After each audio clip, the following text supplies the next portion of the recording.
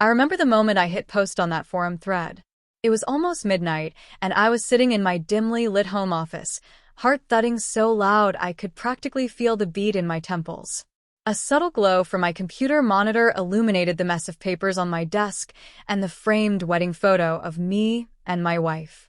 I had never written anything so personal online. Yet there I was, laying out my most vulnerable thoughts and anxieties to strangers, hoping anyone, would understand.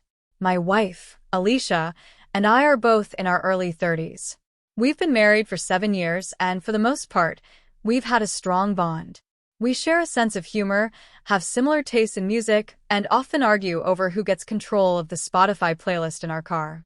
In that photo on my desk, she's beaming in her wedding gown, and I'm standing beside her, equally radiant in my dark suit. Her hair is chestnut brown, falling in gentle waves that frame her face. That day, I couldn't help but think how lucky I was. Alicia is warm, fun, and fiercely supportive. At least that's how it had always seemed. Looking over at the photo in that late hour, I was reminded of what brought me to post on an online forum in the first place. It all started when Alicia discovered my hidden box of clothes. Some were skirts, others were dresses, and a pair of heels I had never quite mastered walking in. For years, I kept these items locked away in a suitcase in the attic or carefully tucked into the back of my closet. I never wore them in front of her. It had always been my private habit. Sometimes when the house was empty or Alicia worked late, I'd slip into one of the dresses just to savor the quiet freedom it brought. I liked the swish of a skirt around my calves, the novelty of feeling fabric that I didn't normally wear. It felt calming, personal, and I had assumed she might find it odd, so I never brought it up. But Alicia is observant in ways that sometimes catch me off guard. One day, she decided to reorganize some boxes in the attic. She came across my hidden suitcase, and instead of reacting with shock or anger, she sat me down that evening, a slight tremor in her voice. "I found your clothes in the attic," she said quietly, concern and curiosity battling for space in her gaze. I remember my heart tightening in my chest. Fear, embarrassment, and a cold sense of dread all fused together until I was too stunned to speak. But then Alicia took my hand. "Can we talk about it?" That was the first long conversation we had on the topic. She asked if wearing these clothes made me feel at ease. I said yes. Sometimes she asked how long I'd been doing it. Since my early 20s on and off. And she asked gently why I never told her. I explained, stumbling over my words, that I never wanted to cause friction in our marriage or make her see me differently. I liked our life as it was, happy and simple, and didn't want to inject confusion into it. But Alicia, to my surprise, offered a tentative smile. "Well," she said, "I want you to feel comfortable. I want you to be able to wear whatever you want. I don't think it's strange." Those words felt like stepping into a patch of sunlight on a cold day. In the weeks that followed, I felt my stress dissipate. Having Alicia know about my private habit and still holding me in the same affection felt like a precious gift. She was playful about it, too. She started leaving little notes on my dresser. "Try it today if you feel like it," or "You look great no matter what." Occasionally, I'd come home from work and she'd be waiting with a new piece of clothing in a shopping bag, smiling shyly as she pushed it across the counter. At first, it was exhilarating. I felt closer to her. There was a sense of relief in not having to hide anymore. But as the weeks turned into months, a subtle shift occurred. Alicia wasn't just supportive. She became intensely invested. It felt as though she wanted me dressed up nearly all the time. She'd hand me short skirts, bright blouses, or even daring outfits with plunging necklines and say, "Try this on." She'd urge me to walk around the house in high heels, praising me if I managed not to wobble. She'd suggest we go out to grab coffee with me dressed in that style, which always made me panic. I was not ready to take my comfort clothing outside our private space. I'd shake my head, and Alicia would give an exaggerated pout, as though I was spoiling her fun. One Sunday morning, I was quietly enjoying breakfast in my pajamas when Alicia breezed into the kitchen holding a tight, shimmering pencil skirt she had recently picked up.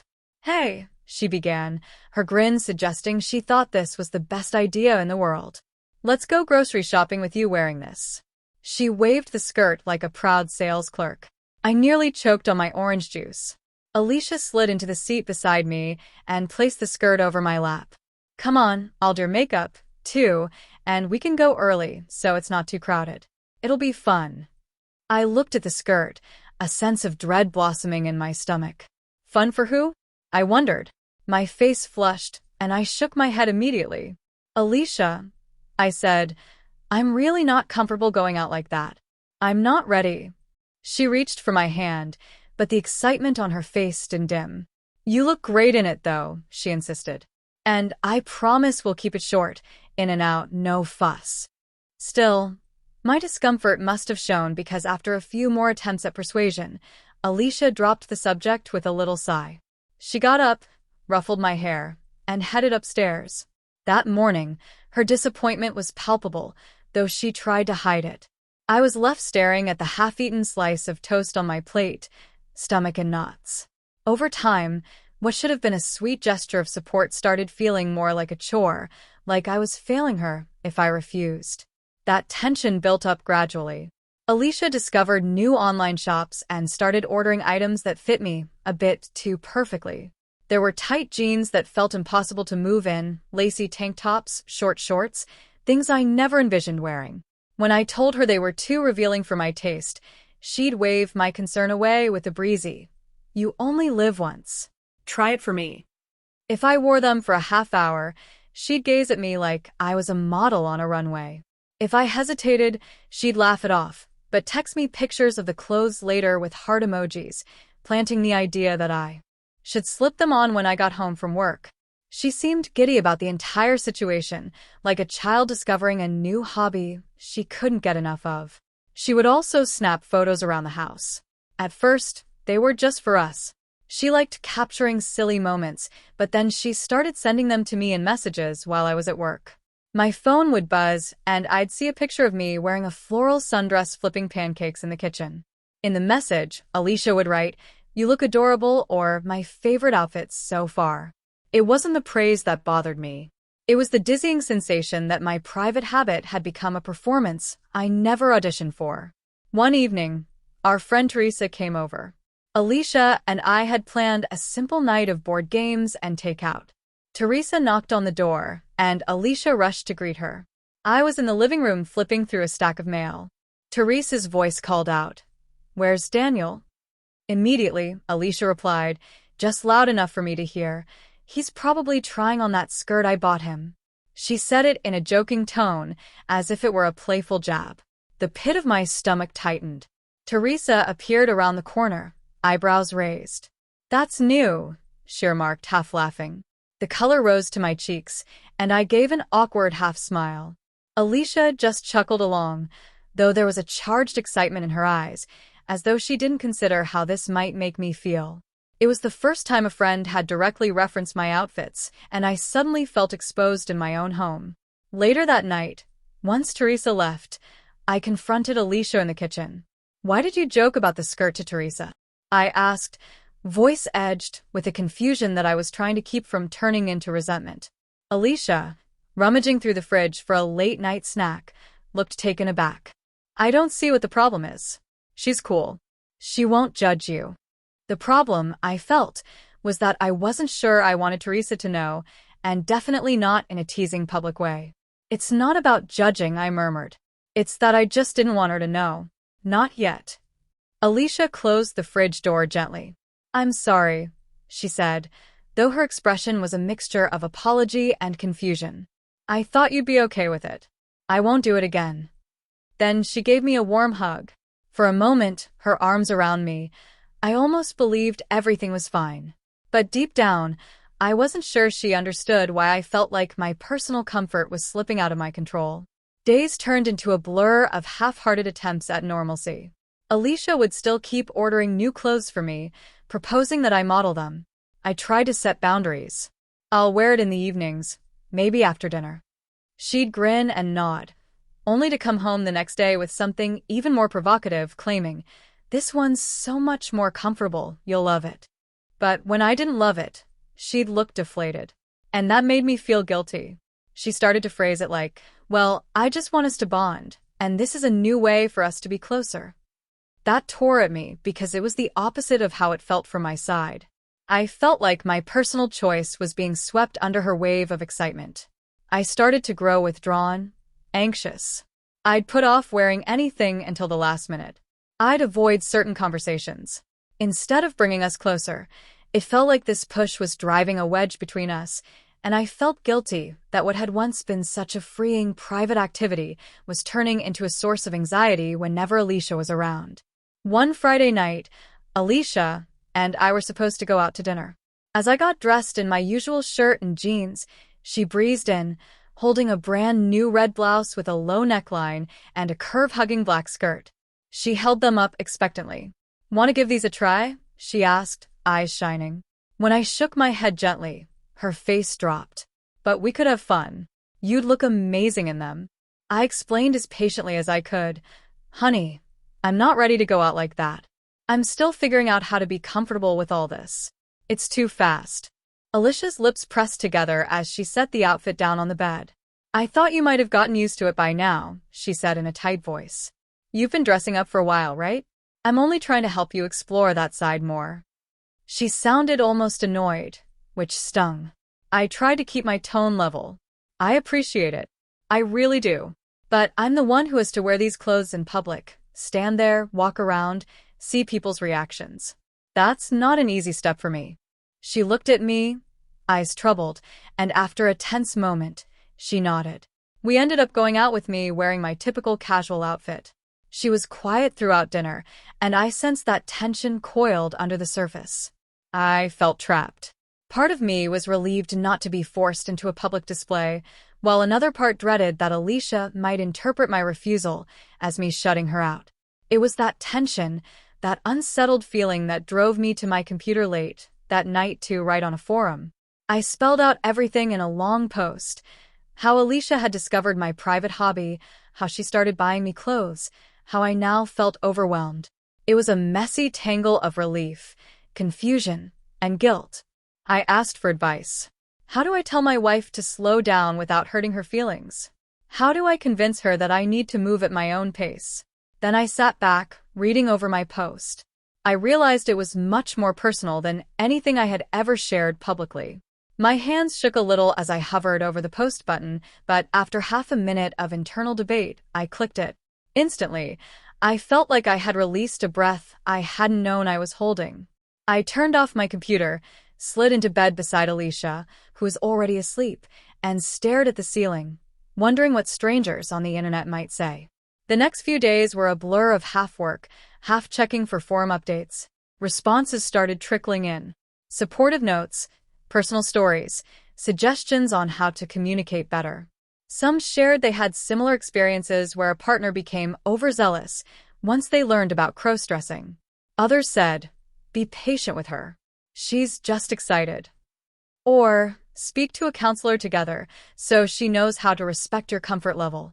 I devoured every response, feeling both validated and overwhelmed. That Saturday, Alicia suggested we catch a movie. It was a breezy afternoon, and we enjoyed the drive, bantering about the day's random frustrations, traffic lights, a coworker who always leaves the office fridge door open, trivialities that gave us something else to talk about. For a moment, I felt normalcy returning, but once we got home, we found a package on the porch. Alicia's eyes lit up when she read the label. "The lingerie set is here," she chirped. My stomach dropped. I'd forgotten she had mentioned ordering matching lingerie just for fun. I followed her inside, placing my keys on the kitchen table more roughly than I intended. Alicia tore open the package and pulled out 2 sets, one for her, one for me. My set was far more revealing than anything I'd ever purchased for myself. The lace was intricate, the design quite bold. I tried not to let my discomfort show, but Alicia immediately noticed my stiff posture. "Are you okay?" she asked. I managed a nod. She placed the set in my hands. "Why don't you try it on?" My throat went dry. I swallowed, looking from the set to her wide, eager eyes. "I'm not sure this is me," I said quietly. Alicia's smile faltered just a bit. "But I ordered it in your size. It's supposed to be comfortable." I set the lingerie on the kitchen counter and tried to choose my words carefully. You seem really invested in this. I began gently. Maybe more than me. I noticed how her shoulders stiffened. I thought that's what you wanted, she replied, her tone faintly defensive. When I found out about your clothes, I thought I'd be supportive. Now you're making it sound like it's a problem that I'm too supportive. Her words tightened something inside my chest. No, I said, calmer than I felt. I appreciate your support, but it's about the pressure. The everyday suggestions, the revealing outfits, the jokes in front of Teresa. I'm not comfortable with all that. We stood there in the kitchen, the tension thick enough to be palpable. Outside, I could hear a neighbor's dog barking. Inside, our house felt too small. Alicia glanced down at the delicate lace in my hands. I'm sorry, she said, a bit of exasperation in her tone. I guess I got carried away, but I wish you could see how incredible you look. I thought you'd enjoy all this as much as I do. Her words were a mix of reassurance and frustration, which reflected how I often felt. I do like dressing in private on my own terms, I explained. But I'm not ready for the world to see me like that. And even at home, I need some space to choose when and how I do it. Right now it feels like you're pushing me, and that honestly makes me want to retreat. Alicia's gaze flickered with something like hurt. We stayed like that for a few more breaths before she nodded slowly. I understand, she whispered, although I wasn't sure if she fully did. She placed a hand on my shoulder and squeezed gently. Maybe we should talk more about boundaries. I didn't realize how cornered you've been feeling. That night, we tried to discuss it in more depth on the living room couch. I told her that it meant a lot that she was open to this part of me, but we needed a balance. Alicia admitted that once she discovered something so personal, something she had never suspected, I became more fascinating to her in that new light. She wanted to explore that fascination with me. I never knew this side of you existed, she said, voice tinged with a sort of tender curiosity. I like every part of who you are. I nodded. I get that, I replied, relieved that she wasn't shutting down, but it's also my life, my comfort zone. I want to feel good about dressing up, not pressured into a style that I'm not ready for. We agreed to try small steps, letting me control how and when I dressed.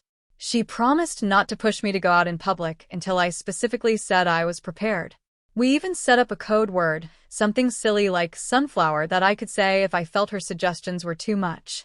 If I said sunflower, that meant she was crossing a line and needed to back off. For a short while, this approach worked. Alicia cut back on the packages arriving at our doorstep. She stopped making jokes about it in front of friends. One evening when I got home from work, she actually apologized. I almost bought a new pair of heels for you today, she confessed. But then I remembered our talk, and I decided not to. She gave me a tentative smile like she was proud of her restraint. I appreciated that moment. It felt like we were finding middle ground. During those calmer days, we slipped back into our usual routines, cooking together, watching our favorite shows, and chatting about the random things that happened at work. Once every few days, I'd wear something from my old stash in the evening, and Alicia might give me a sweet look or a passing compliment. We were settling into a new rhythm, and I felt relief. However, a significant test arrived in the form of an invitation to a friend's housewarming party. Our friend Sandra had moved into a modern loft downtown, and she was hosting a big casual get-together. Alicia and I decided to go. We planned to dress in normal, comfortable outfits. I was looking forward to a fun evening without any drama. But on the afternoon of the party, Alicia walked into the bedroom holding an outfit, a stylish flowy top with matching slacks that, while somewhat androgynous, definitely leaned more feminine. It wasn't as revealing or bold as some of the other pieces she'd pushed on me, but it was still out of my comfort zone for a public event. You could wear this tonight, she suggested, voice gentle, yet undeniably enthusiastic. She hurried to add, it's not a dress or a skirt. It's subtle. People might not even notice, but if they do, who cares, right? She gave a little shrug as though to say it wasn't a big deal. I stared at the outfit draped across her arms, weighing my own internal reactions. The code word, sunflower, hovered on the tip of my tongue, but was it truly too far? Or was I just scared? Yes, it was more feminine than my usual attire, but Alicia seemed mindful not to overstep my boundary. The slacks were tailored, but not tight. The blouse was simple, nothing low-cut, just a softer fabric than I typically wore, with a graceful neckline and looser sleeves. It struck me that Alicia had toned down her usual pushiness. She was presenting an option, not an imperative. I took a breath, trying to sense whether I felt pressured or if I might be open to stepping just a bit outside my usual comfort zone. After a long moment, I nodded. "I'll try it on," I said quietly. Alicia's face lit up. She handed me the outfit and left me alone in the bedroom to change. I slipped into the slacks. They felt nice, actually. The blouse was airy, far from the flashy items she'd suggested before. I looked in the mirror, uncertain. It was not something that screamed, "Look at me," but it was a noticeable shift. My heart thudded at the idea of walking into that party. When I emerged, Alicia's smile could have lit up the entire neighborhood. "You look great," she whispered. Then she leaned in close. "But only if you feel like it, okay?" I took another few seconds to gather my composure and nodded. The ride to Sandra's loft was filled with nervous chatter. Alicia could sense my unease. She reached over to squeeze my hand, her own warmth telling me that she understood my anxiety. By the time we parked and walked up the stairs to the buzzing loft, my stomach was a flurry of butterflies. Inside, friends milled about with drinks in hand, chatting in clusters. Sandra greeted us at the door, thrilled to show off her new space. She was wearing a flowy dress and seemed so at ease that my outfit suddenly felt less glaring. I reminded myself that it was only the color, cut, and texture that might be unusual for me. In all likelihood, most people wouldn't even bat an eye. We mingled, said hello to acquaintances, discussed Sandra's renovation plans. Occasionally, I caught glimpses of Alicia beaming as she looked at me from across the room. A few people did notice my outfit. One or two said, "Hey, nice top," or "Cool style choice, Daniel." Without any negative reaction, I felt a spark of cautious relief. It was near the snack table that I had a conversation with an old coworker, Brian. He and I had shared a cramped office cubicle years ago, so we had plenty of memories to bond over. At some point, Brian sipped his soda and glanced at my blouse. "This is different for you," he said with a casual grin. "Looks comfortable." My stomach tightened at the direct mention, but I mustered a nod. "Yeah, it's new," I replied, hoping I sounded more confident than I felt. "My wife helped me pick it out." He nodded thoughtfully. "Good for you, man. I'm stuck in the same polos and jeans routine. Maybe I should branch out too." Then he shrugged and asked about how things were going at my current job. Just like that, the moment passed and no one's world ended. It was a small but significant realization for me. Maybe some of my fear stemmed from an assumption that everyone would judge me, but often they just didn't care that much. After that party, Alicia and I drove home. She was glowing, praising me for having the courage to wear something different in a social setting. "I'm proud of you," she said softly. For once, I didn't feel like the word proud was condescending. It felt reassuring. Maybe she had learned the balance between encouraging and pushing. Over the next few days, we kept talking. The forum responses I'd received helped guide me, particularly the suggestions to set clear boundaries and be open about how each of us felt. I told Alicia about one specific post. Someone said to think of it like learning a new dance. We both have to move in step with each other, not drag the other across the floor. She nodded thoughtfully, swirling her coffee mug in the morning light. "I don't want to drag you anywhere," she said. "I guess I just got overly excited. I've never seen you in those clothes before, and it changed how I viewed you. I thought encouraging you to dress more would bring us closer, but it looks like I crossed a line." I appreciated her candor. "I want to be open with you, too," I told her, setting my mug down. "It's not that I don't want to share this with you. It's just that it's personal. I need a pace that I can handle without feeling forced into it." We had other honest talks. I explained that I liked dressing up sometimes because it felt relaxing and comforting, not necessarily because I wanted to transform my life or make it a public event. Alicia realized that her enthusiasm might have overshadowed my hesitations. She apologized for suggesting we go out in skirts and dresses when I was so far from ready. We agreed that if she wanted to purchase clothes for me, she'd run it by me first rather than surprising me with a giant box of something I might never be comfortable wearing. She also promised she'd never tease me in front of our friends again unless I initiated that conversation. That was the turning point. We started rebuilding trust around my private hobby in small, thoughtful ways. Some weekends, I'd let her pick out 1 or 2 outfits that she found interesting, but I had the final say in whether I tried them on. If I felt uneasy, I'd just say so. Alicia would respect that. She'd set them aside without pouting, without making me feel guilty.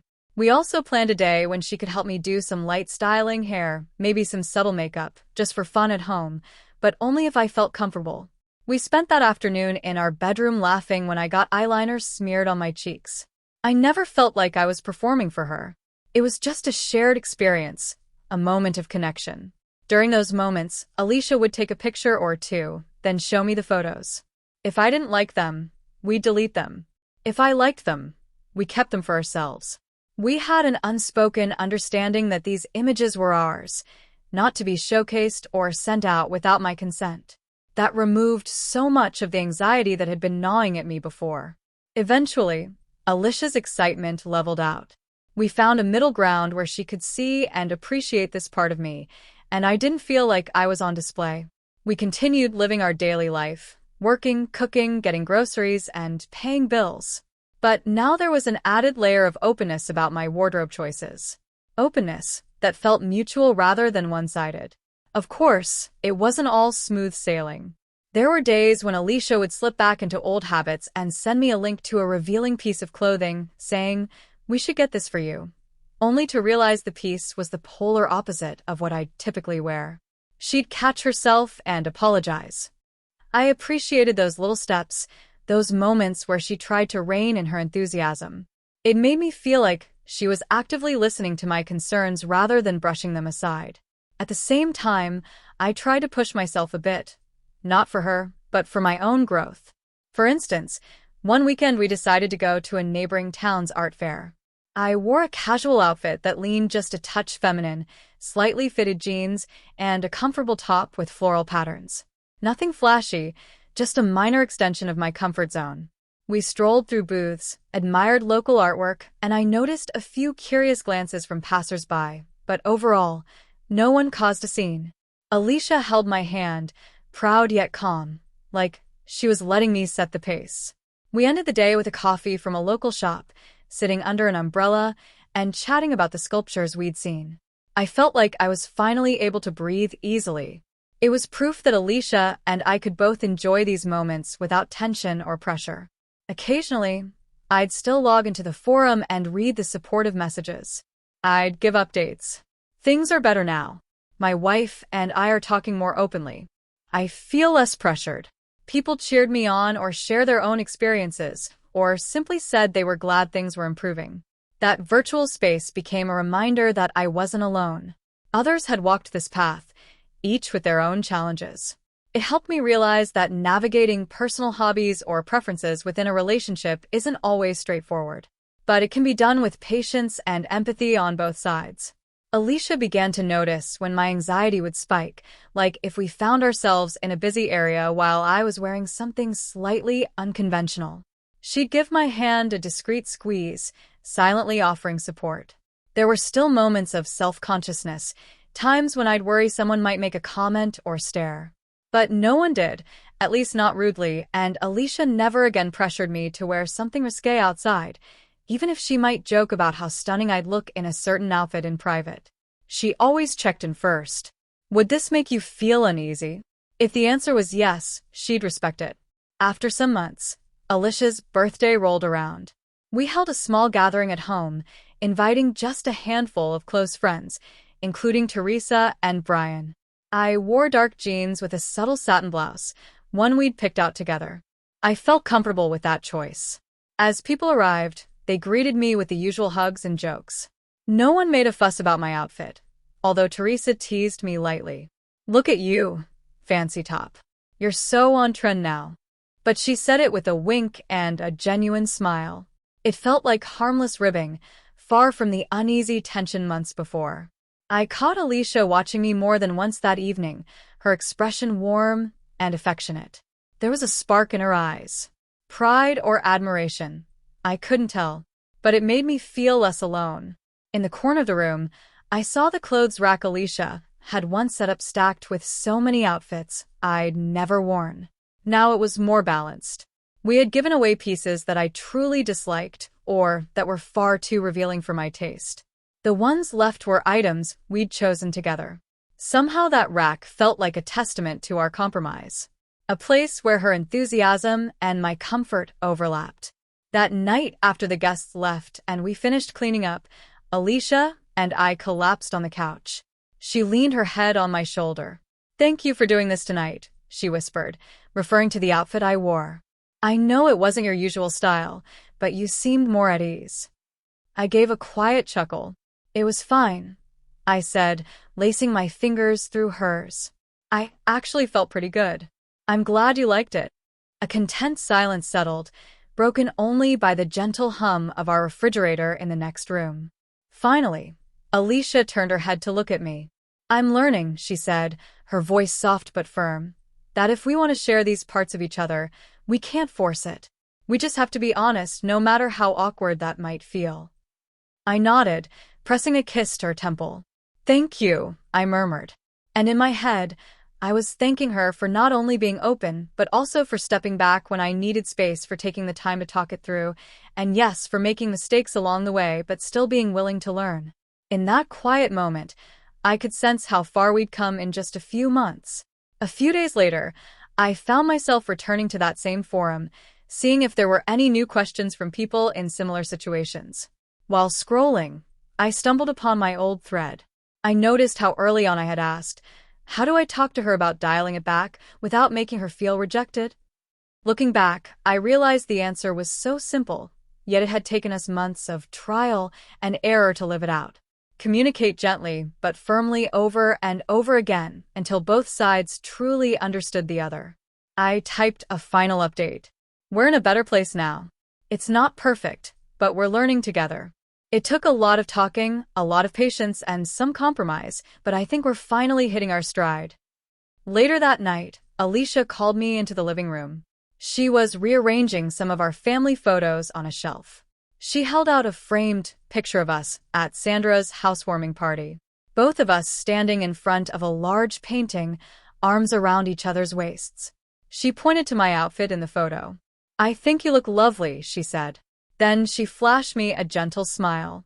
"But only you can decide how much of this you want to bring into our everyday life.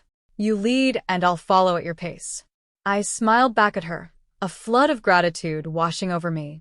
We placed the photo on the shelf side by side with older pictures, our wedding day, a vacation shot from the beach, a silly New Year's Eve selfie.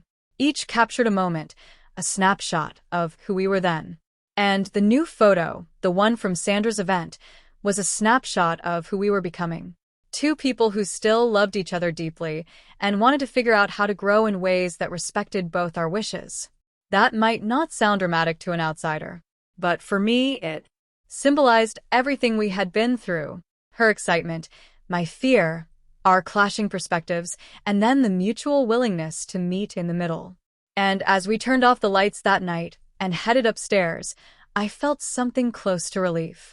We still had a long road ahead with plenty more conversations about boundaries, comfort, and style. But I no longer felt trapped by her enthusiasm or by my own secret. Instead, I felt like Alicia and I were finally truly on the same page.